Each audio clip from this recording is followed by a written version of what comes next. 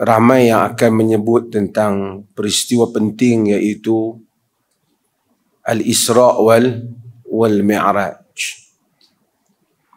Peristiwa Al-Isra' dan Mi'raj adalah peristiwa yang penting. Namun dari segi ahli-ahli sirah, ahli-ahli sejarah, mereka tidak dapat mengenal pasti bilakah sebenarnya tarikh ataupun hari bulan berlakunya Isra' dan Mi'raj itu. Ia berlaku, yakin. Tapi apakah the exact date, tarikh yang sebenar, tidak dapat ditentukan oleh ahli-ahli sirah, para pengkaji sejarah. Sebahagian mereka menyebut 27 Rejab, sebahagian mereka menyebut tarikh-tarikh yang lain. Salah satu sebabnya ialah kerana Nabi SAW tidak menjadikan pada tarikh tersebut apa-apa amalan khusus. Kalau Nabi jadikan ia amalan khusus, tentulah orang tak akan lupa dan orang akan tahu tarikhnya. Oleh kerana tak ada amalan khusus, macam hari raya ada amalan khusus, jadi kita tahu peristiwa-peristiwa yang mana raya haji ke, raya fitr ke, ayam tasyrik, ini semua disebut secara jelas tarikhnya. Yang lain daripada itu seperti Isra' dan Mi'raj tak disebut. Tetapi peristiwa Isra' dan Mi'raj ialah peristiwa yang penting. Kerana peristiwa Isra' itu disebut oleh Allah Subhanahu wa taala dalam suratul Isra' atau surah Bani Israel. Subhanalladzi asra bi'abdihi lailan minal masjidil haram ilal masjidil aqsa alladzi barakna hawlah. Maha suci Tuhan yang telah menjalankan hamba-Nya. Asra bi'abdihi, yang telah menjalankan hamba-Nya. Allah Subhanahu wa taala menyebut nama Nabi kita Muhammad sallallahu alaihi wasallam sebagai Rasulullah. Muhammadun Rasulullah, Muhammad Rasulullah. Tetapi di dalam ayat ini dia tidak menyebut nama Subhanalladzi asra bi Muhammadin, Maha suci Tuhan yang menjalankan Muhammad. Tak. Maha suci Tuhan yang menjalankan Subhanalladzi asra bi rasulihi, Maha suci Tuhan yang menjalankan hamba-Nya. Tidak. Yang menjalankan Rasulnya. Tak. Disebut Subhanalladzi asra bi'abdihi, Maha suci Tuhan yang menjalankan hamba-Nya. Maksudnya Muhammad tidak mempunyai apa-apa kuasa di dalam hal ini dan selainnya. Yang memiliki kekuasaan yang mutlak ialah Allah Azza wa Jal. Muhammad itu hanya dijalankan, maka disebut perkataan hamba bagi menyedarkan kita bahawasanya segala keajaiban ini baliknya kepada Allah Jalla wa'ala. Itu peristiwa Isra', perjalanan daripada Masjidil Haram ke Masjidil Aqsa. Dan peristiwa Mi'raj ialah peristiwa daripada mana Masjidil Aqsa menuju ke Sidratil Muntaha, penghujung sidrah. Sidrah ni pohon, pokok. Pohon bidara tu kita panggil pokok sidr. Yani pohon yang paling penghujung bagi penciptaan ini. Di mana lepas daripada itu tak ada dah. Itulah yang hujung. Dan Nabi SAW dibawa pergi kepada yang paling hujung itu. Bagi satu perjalanan yang dahsyat. Bila perjalanan ini berlaku, walaupun tarikhnya secara hari bulannya tidak dapat diberikan keputusan secara putus oleh ahli-ahli sirah, tapi kesemua mukmin meyakini dengan pasti berlakunya peristiwa Isra' dan Mi'raj, ruh Nabi dan jasad baginda. Bukan ruh saja. Kalau ruh saja bagaikan mimpi, itu semua taklah menjadi sesuatu yang luar biasa. Tapi apabila ruh dan jasad yang pergi melalui peristiwa ini, setelah Nabi SAW sebelum itu menghadapi keadaan-keadaan yang berbagai, meninggalnya Abu Talib, walaupun di sisi majoriti ahli sunnati wal jamaah, Abu Talib meninggal dalam keadaan dia tidak menerima Islam sebagai agamanya, tidak mengucapkan 2 kalimah syahadah. Tetapi Abu Talib di dalam sepanjang rekodnya semasa dia hidup, he was a protector of our Prophet sallallahu alaihi wasallam. Di sudut manusia, masyarakat, Abu Talib adalah pelindung Nabi sallallahu alaihi wasallam. Quraisy nak buat apa?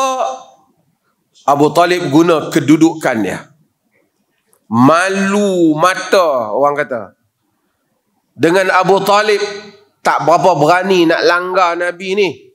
Kenangkan Abu Talib, orang yang ada kedudukan, seorang yang dihormati di dalam masyarakatnya. Abu Talib meninggal.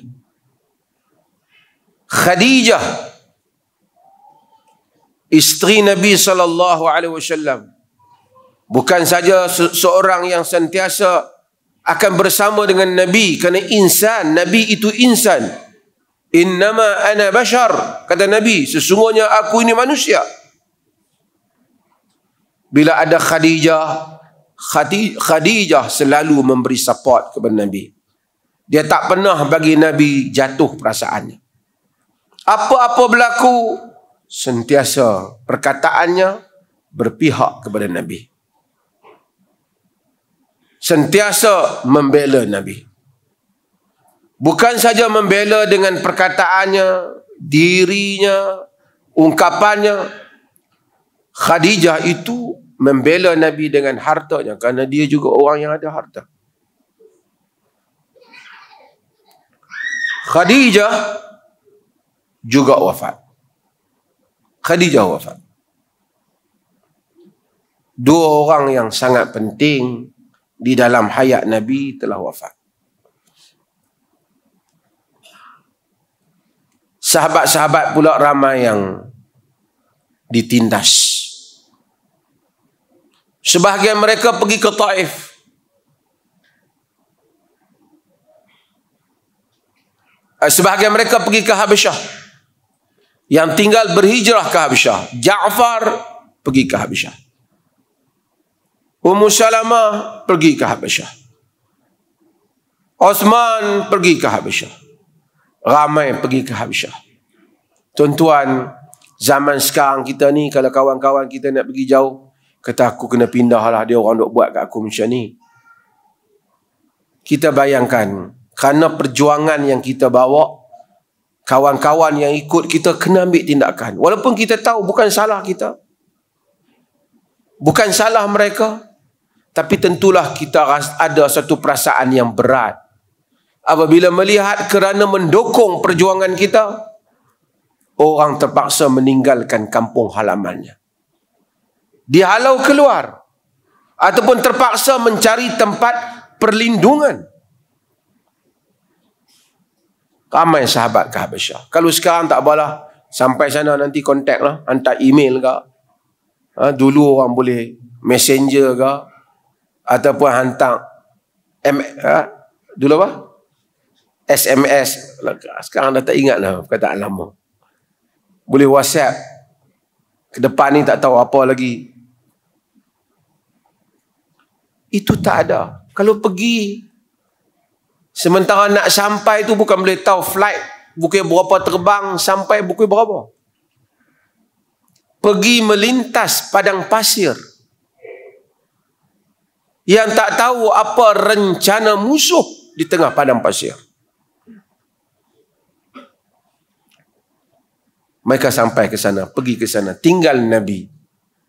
Dan orang-orang yang mampu bertahan di Mekah. Setelah melihat orang Mekah tak mau terima, orang besar tak mau terima, yang lemah diseksa, Sumayyah dibunuh, Yasir dibunuh, Ammar disiksa, Bilal disiksa.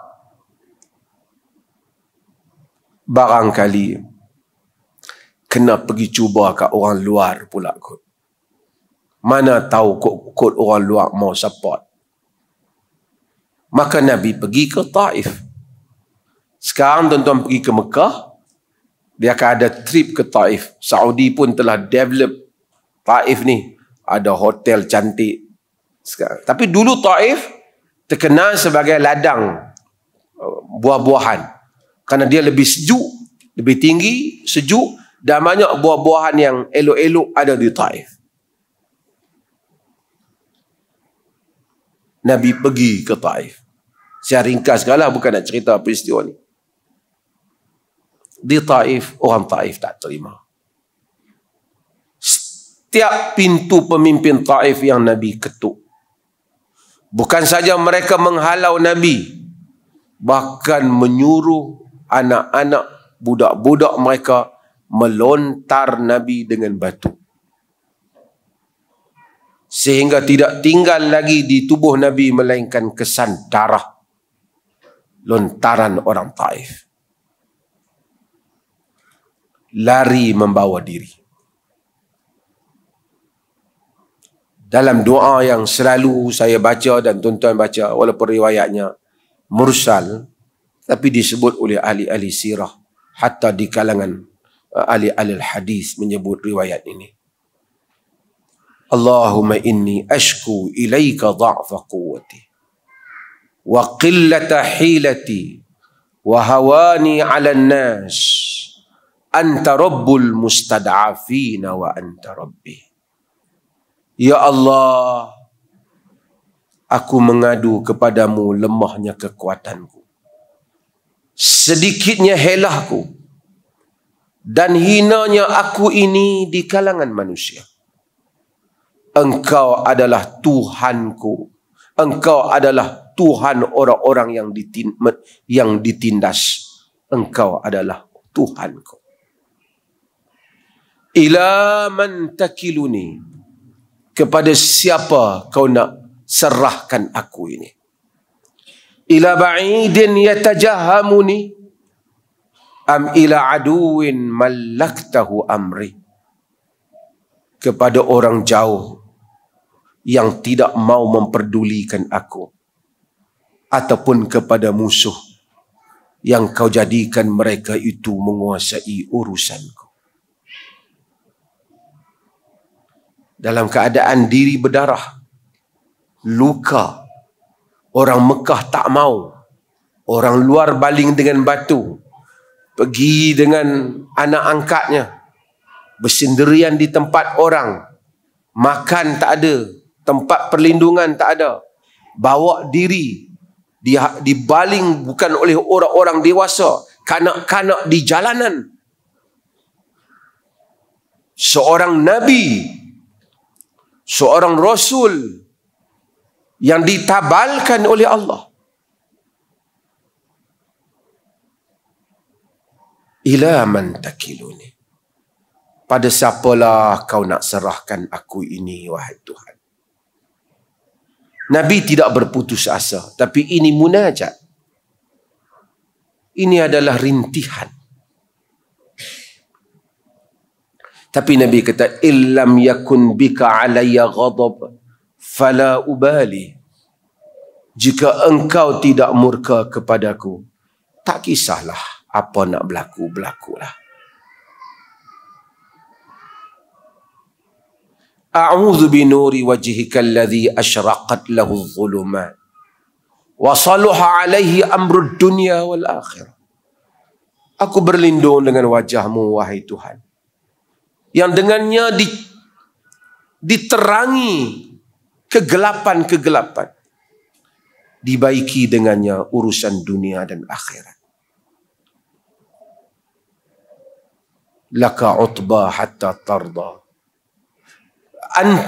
An tunazzila alayya ghadabak atau tahilla alayya sakhatak. Aku berlindung dengan cahaya wajahmu. Aku berlindung dengan cahaya wajahmu itu daripada diturunkan kepadaku marahmu, dihalalkan kepadaku murkamu. Laka utba hatta tarda wa lakal utba ba'da ridha wa la hawla wa la quwata illa billah. Padamulah pengharapan sehingga engkau redha. Tidak ada daya dan tidak ada upaya melainkan denganmu ya Allah. Balik ke Mekah. Dalam perasaan yang demikian, orang Mekah tak benarkan Nabi masuk. Tak boleh masuk rumah sendiri, kampung. Kerana Mekah ni nak masuk, kena ambil permission daripada kepimpinan dia. Nabi terpaksa mencari Mut'im bin Adi. Kafir Quraisy, tapi sudi untuk melindungi Nabi. Mut'im bawa anak-anak dia, benarkan Nabi. Amujirun anta ami muttabi'. Pembesar Mekah tanya, kau ni dah jadi sekadar nak lindung je ke? Ataupun kau dah jadi pengikut ni? Bal mujir, aku lindung dia.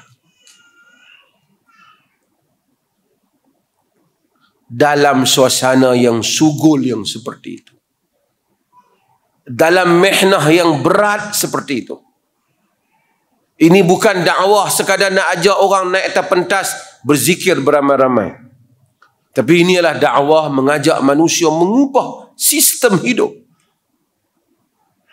mengubah cara hidup. Kalau sekadar Nabi kata tak ada apa, aku hanya nak ajak kamu berzikir ramai-ramai, jangan dengan aku. Lepas pada tu kamu nak sembah pokok ke apa pun tak apa, niat Allah je. Nak sembelih atas jabatan ke, nak sembelih bawah jabatan pun tak apa. Tak, Nabi menyebut la ilaha illallah. Tidak ada ilah melainkan Allah. Memutlakkan peribadatan hanya pada Allah dan menolak selain daripada. Dalam kesugulan keadaan yang seperti itu, dalam keperitan yang seperti itu, Allah menghadiahkan untuk nabinya peristiwa Isra dan Mi'raj. Satu jemputan untuk datang menyaksikan apa yang telah berlaku di alam ini. Supaya tidak hanya terkungkung dengan environment Mekah, Nabi pergi ke Baitul Maqdis, menaiki burak sampai ke Baitul Maqdis. Dalam riwayat Bukhari, Muslim, Imam Ahmad, Al-Hakim, jika dirangkumkan riwayat-riwayat itu, menaiki kenderaan yang tidak pernah manusia naik, sampai ke sana, berjumpa dengan para anbiya, supaya dapat merasakan perjuangan ini bukan hari ini dan berakhirnya di sini. Perjuangan ini adalah perjuangan yang telah bermula sejak kejadian manusia. Ia berkesinambungan sehingga akhir zaman. Dan setiap yang membawanya telah membayar harga yang mahal. Dibenci oleh kaumnya, dimusuhi dan disakiti, dikutuk dan dihina, bagi membolehkan manusia akur kepada sistem la ilaha illallah Muhammadur Rasulullah, ataupun la ilaha illallah, tidak ada ilah melainkan Allah, bagi rasul-rasul yang sebelum daripada itu. Kemudian naik ke Sidratul Muntaha, melihat alam yang selama ini dia beritahu kepada orang, alam yang dia rasai sendiri. Manusia tidak boleh terkongkong dengan alam yang dia lihat, tapi pergi kepada alam yang lain, di mana padanya ada syurga. Pergi ke Sidratul Muntaha, melihat apa yang tak dilihat oleh mata kasar.